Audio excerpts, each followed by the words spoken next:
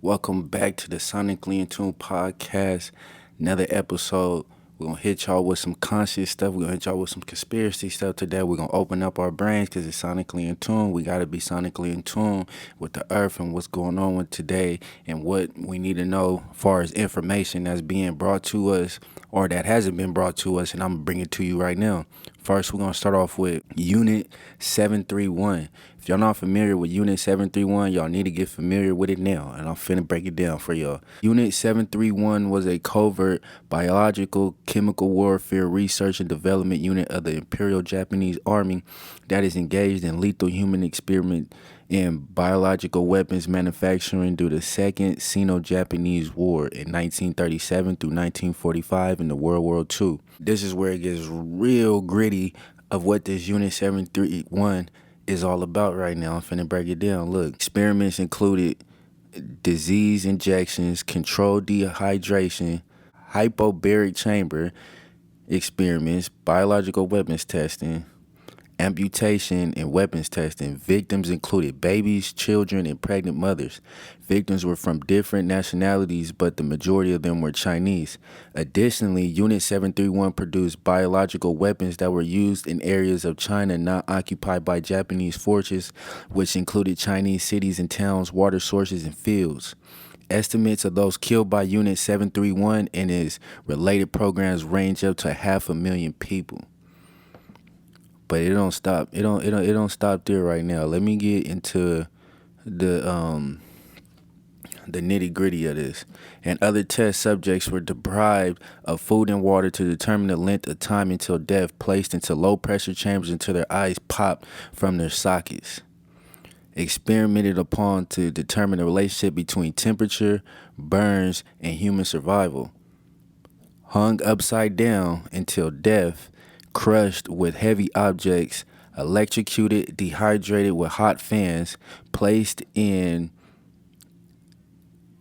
centrifuges and spun until death, injected with animal blood, notably with horse blood, exposed to lethal doses of x-rays, subjected to various chemical weapons inside gas chambers, ejected with seawater, and burned alive.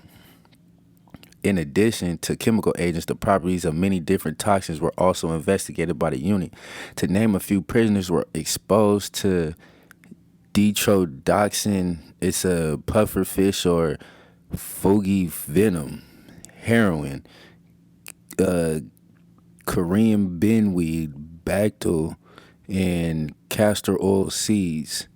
Massive amounts of blood were drained from some prisoners in order to study the effects of blood loss, according to former Unit 731 visitationists. In one case, at least half a liter of blood was drawn at 2 or 3 day intervals. So they was getting crazy up over there. I didn't even know that was going on until I was doing some of my research. I came across this and I was just like, this is one of the wildest conspiracy theories I didn't came across.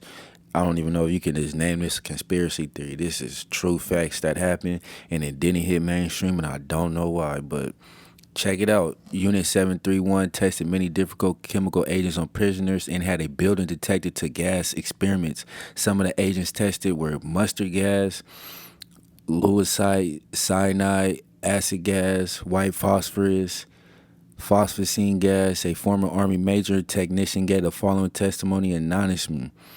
He said, in 1943, I attended a poison gas test held at Unit 731 test facilities. A gas wall chamber about 3 meters square, 32 square foot, and 2 meters, 6.6 foot high was used inside of it. A Chinese man was blindfolded with his hands tied around and posted behind him. The gas was admised in the gas filled the chamber. The man went into violent coughing, convulsions, and began to suffer excruciating pain. More than 2 doctors and technicians were present. After I had noticed about 10 minutes I could not stand it anymore and left the area. I understand that the other types of gases were also tested there.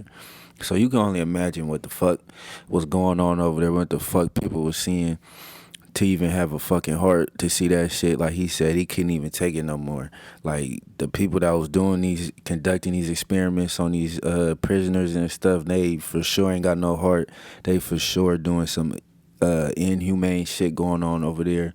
So I'm just bringing this shit to the light for y'all. Y'all know it's some wild shit, but if you want to look into it some more, or you feel me, if you didn't really understand where I was coming from, or understand what I was talking about, go Google it yourself at Unit 731. Google that, and you're gonna see what it's all about.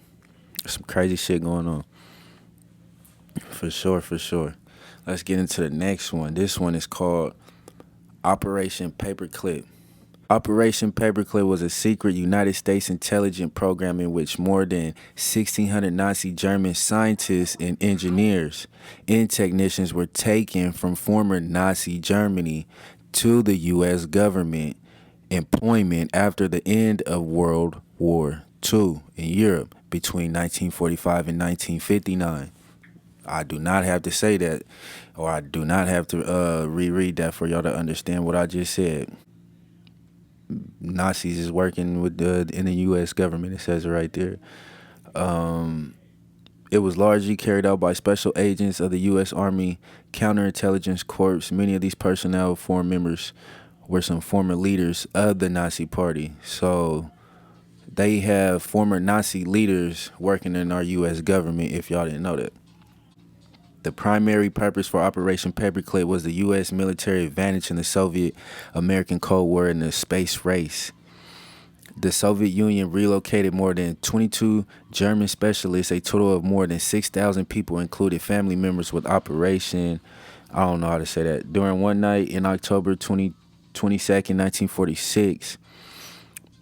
Supreme Headquarters Allied Expeditionary Force set up T-Force, or Special Section Subdivision, which grew to over 2,000 personnel by June. T-Force examined 5,000 German targets with a high priority of synthetic rubber and oil catalysts, new designs in armored equipment, rocket weapons, jet and rocket-propelled aircrafts, naval equipment, field radios, secret writing chemicals, aero medicine research, gliders, and scientific industrial personalities.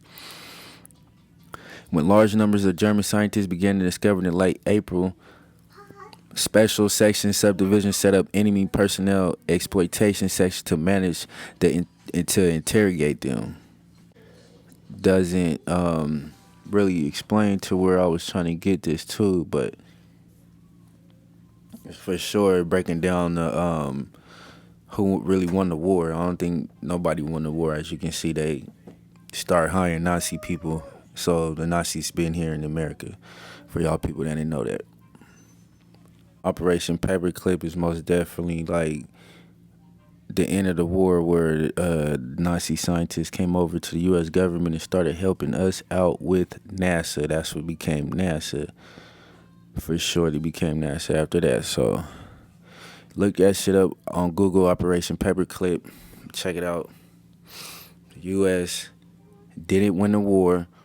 They actually just employed Nazi scientists and leaders into the U.S. government. So for y'all people out there thinking we just U.S. government, the U.S. wouldn't do this, and we thinking we just safe in our own country, need to keep doing your research and stick to it, because right now we already too far in the rabbit hole and too deep into time to where, all this stuff can't be, rewritten. It's already done. It's already out there. They already ahead of us in what they doing and stuff like that. So it's best to, stay awake, stay woke, keep your third eye open, keep opening up your conscience with information. Sonicallyintuned podcast, we signing out. Any new viewers tuned in to the channel right now, make sure to subscribe, like, drop a comment below for support. Hit that bell for notifications, because every time we drop a video, y'all get first dibs on it. You don't want to miss out what we got next. Millerboyzent, we out.